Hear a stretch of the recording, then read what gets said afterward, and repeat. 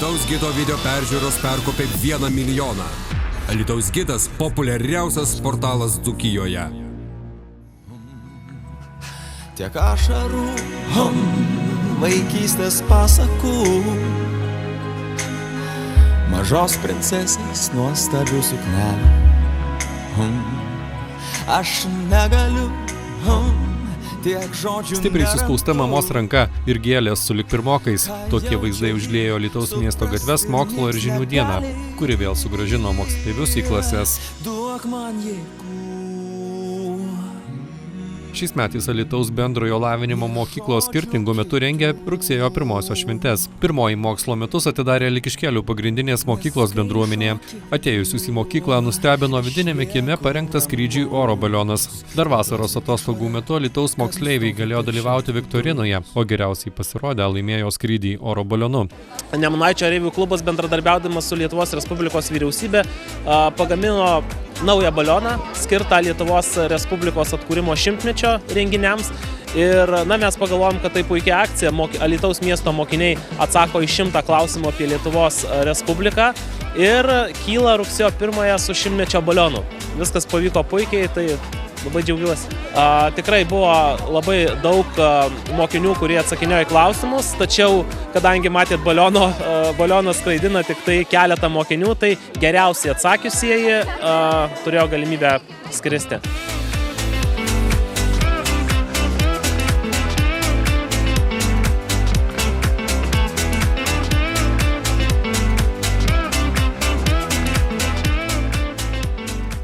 Likiškėlių pagrindinėje mokykloje naujovė. Šiemet mokymo įstaigoje neformuojamos 9 ir 10 klasės.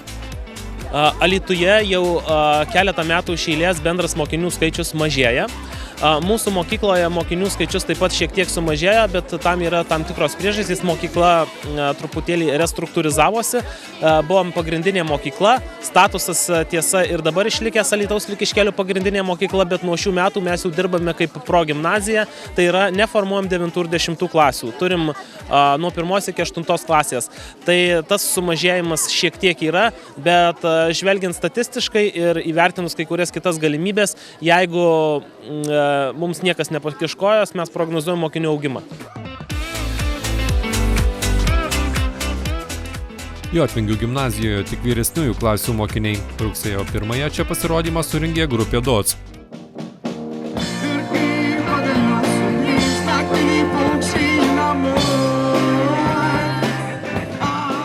Gimnazijos direktorius Kęstutis Miliauskas gimnazistų skaičiumi nesiskundžia. Įstaigoje karčias mokslo šaknis kremta per 700 mokinių.